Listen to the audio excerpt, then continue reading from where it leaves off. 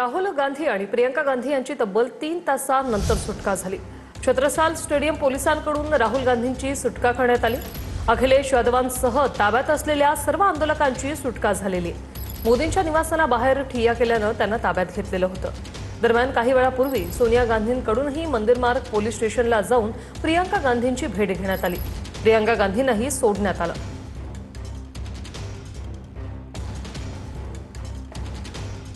हे दोन दृश्य पाहतोय। एकीकडे छत्रसाल स्टेडियम पोलिसांकडून राहुल गांधी यांची सुटका करण्यात आली, तर राम मंदिर मार्ग पोलिसांकडून प्रियंका गांधी यांचीही सुटका करण्यात आली। मात्र तब्बल 3 तासांनंतर ही सुटका झालेली आहे।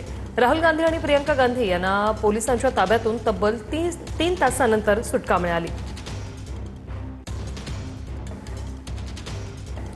खरगेंच्या घरी काँग्रेसनं आंदोलनाची योजना आखली होती अशी सूत्रांची माहिती आहे। वाढदिवसाचं निमित्त साधून खरगेंच्या घरी काँग्रेसची आंदोलनाआधी बैठक झाली असंही सूत्रांमार्फत कळतंय। या बैठकीनंतर काँग्रेसचे नेते पंतप्रधान मोदींच्या निवासस्थानाकडे निघाले आणि एकत्र जमले। पंतप्रधान मोदींच्या निवासस्थानाजवळ काल राहुल गांधी प्रियंका गांधींचं 3.5 तास आंदोलन चाललं। I went and met the speaker of the Lok Sabha and I said to him that it was important that we be allowed to debate what happened to the students the day before.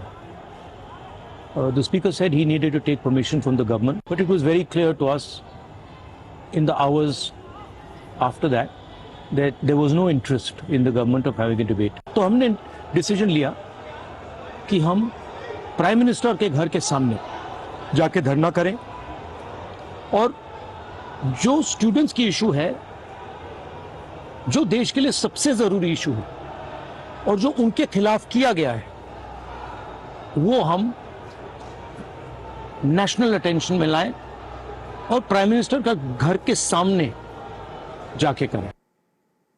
सरकार संसदेत चर्चेस तयार होतं, पण राहुल गांधींनी मागणी बदलली। राहुल गांधी यांच्या मागण्यांवरून जितेंद्र सिंह यांचा आरोप। राहुल गांधींनी केंद्रीय शिक्षण मंत्र्यांचा राजीनामाही मागितला।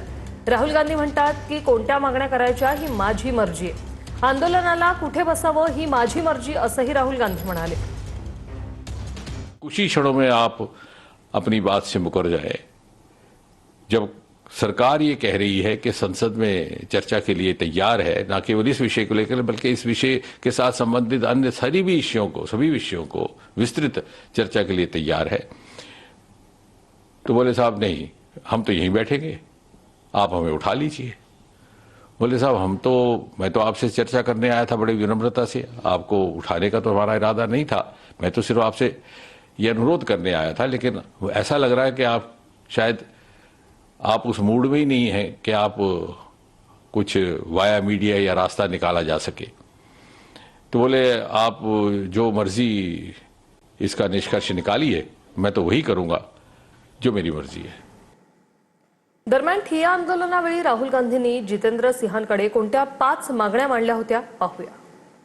गृहमंत्री अमित शहांनी सर्व प्रकरणावर भूमिका मांडावी।